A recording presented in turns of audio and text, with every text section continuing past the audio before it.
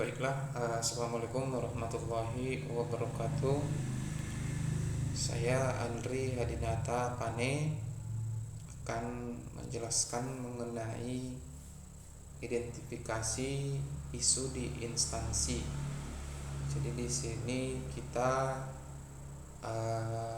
membuat beberapa isu yang ada di instansi kita masing-masing. Jadi karena saya adalah Pranata Laboratorium Pendidikan yang bertugas di sekolah, jadi saya membuat beberapa isu terkait mengenai jabatan saya, kemudian lingkungan sekolah, itu yang berhubungan dengan Smart ASN dan manajemen ASN. Adapun beberapa jenis isu yang saya angkat adalah yang pertama, kurangnya pemahaman Pranata Laboratorium Pendidikan terhadap tupoksinya. Yang kedua, penggunaan bahasa daerah masih menjadi tren. Yang ketiga, kurangnya pemanfaatan pemberdayaan laboratorium IPA. Yang keempat, perlunya hubungan kerjasama dengan instansi lain untuk meningkatkan kemampuan Pranata Laboratorium Pendidikan. Dan yang kelima adalah kendala penilaian kinerja Pranata Laboratorium Pendidikan untuk kenaikan pangkat dan jabatan. Isu yang pertama adalah kurangnya pemahaman Pranata Laboratorium Pendidikan terhadap tupoksi. Penyebab isunya adalah Pranata Laboratorium Pendidikan di lingkungan sekolah tingkat SMP masih tergolong hal yang baru, sehingga pegawai perlu banyak belajar dan bahkan butuh pelatihan formal maupun non-formal. Kemudian dampak terjadinya isu berdampak pada proses pengelolaan laboratorium dan proses berjalannya praktikum siswa.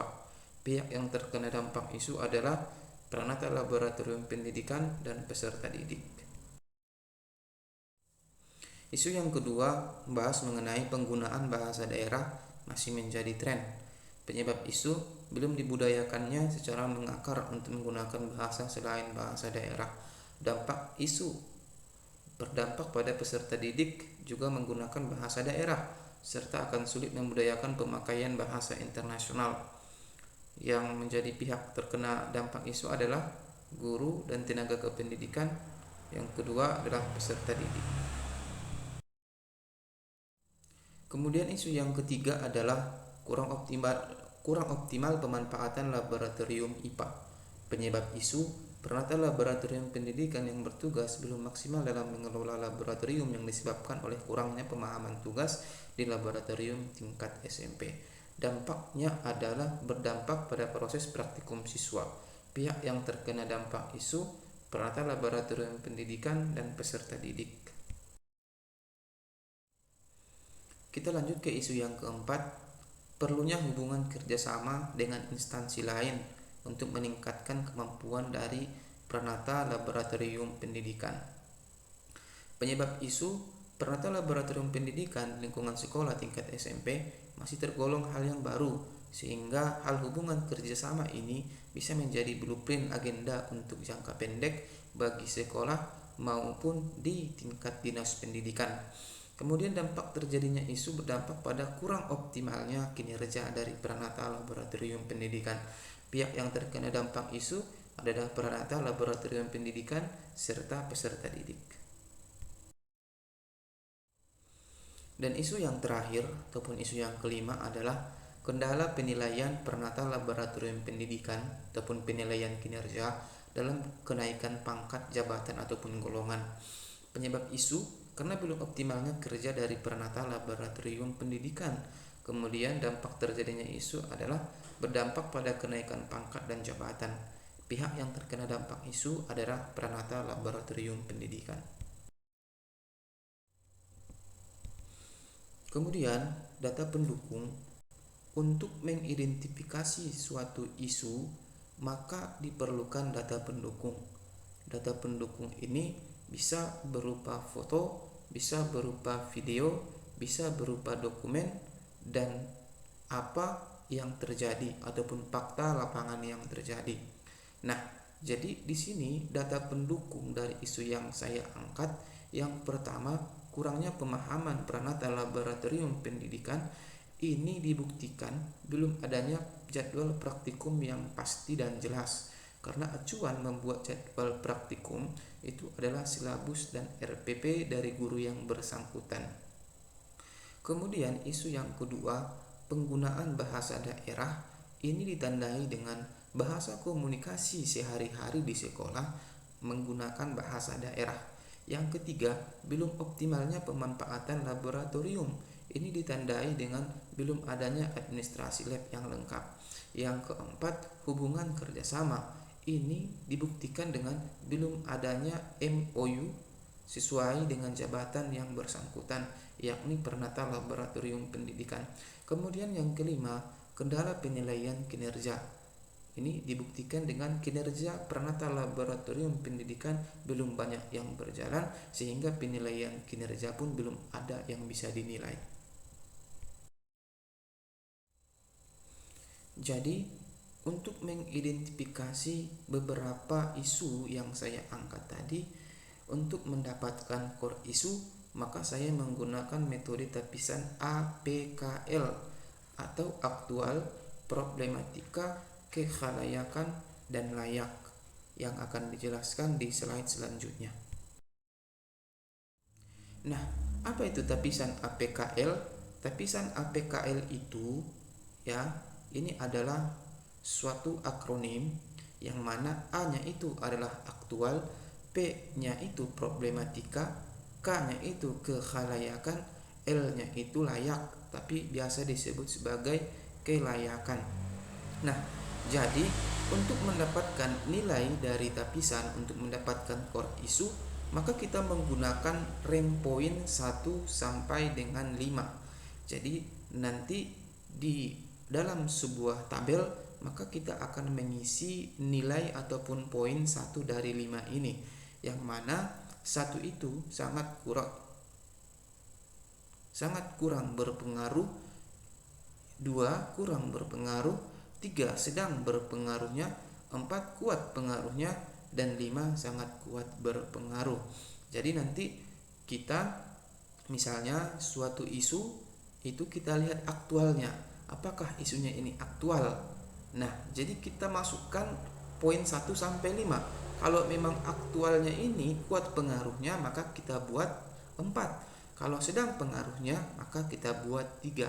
Dan apabila sangat kuat pengaruh dari keaktualan dari isu ini, maka kita buat 5. Kemudian nanti seluruh jenis dari tapisan ini A, P, K, L ini kita jumlahkan, mana nilai tertinggi itulah yang menjadi core isu. Oke, baik, di slide ini adalah progres dari identifikasi isu. Jadi aktual, problematika, kekhalayakan, dan layak ataupun kelayakan itu semua dijumlahkan. Setelah diisi poin 1 sampai dengan 5 dan kemudian dijumlahkan, maka akan didapatkan core isu di antara beberapa isu yang kita analisis, seperti pada tabel berikut ini. Nah, inilah dia tabel dari tapisan APKL, di mana tadi isu yang pertama sampai dengan isu yang kelima, setelah kita masukkan kriteria penilaian APKL, maka kita dapatkan total nilainya, yang mana nilai tertinggi itu adalah isu yang ketiga, yakni kurang optimal pemanfaatan laboratorium IPA.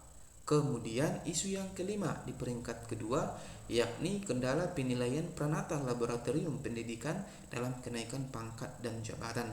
Dan kemudian di peringkat ketiga adalah penggunaan bahasa daerah masih menjadi tren. Kenapa bisa yang terpilih adalah yang 3 ini? Kita jelaskan di slide berikutnya.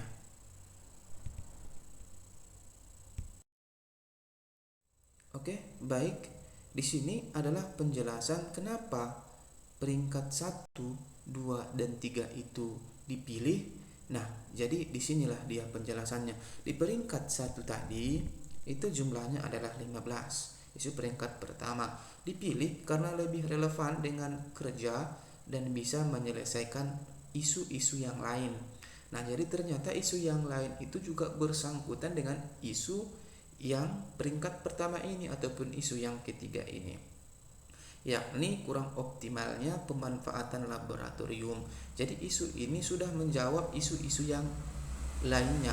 Jadi inilah yang diangkat menjadi isu peringkat pertama. Kemudian isu peringkat kedua, isu ini bisa diangkat jika isu pertama telah terpecahkan dan ada solusi. Kemudian isu yang ketiga dengan nilai 14 juga, isu ini lebih mengarah pada tata kelola sekolah sehingga belum masuk ke kategori pengelolaan lab.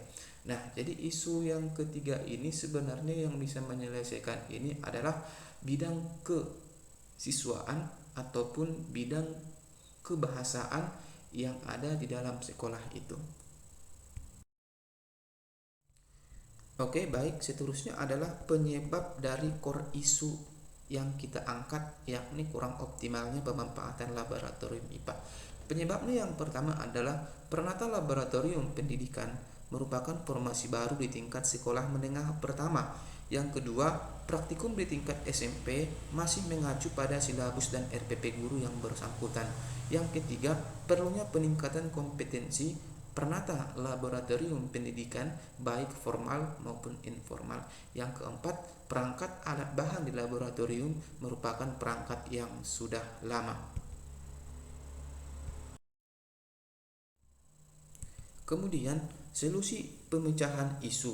Penyebab yang pertama, perlu penyesuaian karena selama ini biasa berkutat di laboratorium universitas. Penyebab yang kedua, kerjasama yang harus terjalin antara guru yang bersangkutan dengan Pranata Laboratorium Pendidikan dalam mengelola suatu praktikum. Yang ketiga, mengikuti diklat yang berhubungan dengan profesi. Yang keempat, perlu peremajaan perangkat dari dinas yang terkait. Oke, baik. Terima kasih atas perhatiannya. Mudah-mudahan identifikasi isu yang saya sampaikan ini bermanfaat bagi kita semua dan bisa menjadi referensi bagi sesama. Terima kasih atas perhatiannya. Mohon maaf atas segala kesalahan. Saya akhiri, billahi fisabilil haq, fastabiqul khairat. Assalamualaikum warahmatullahi wabarakatuh.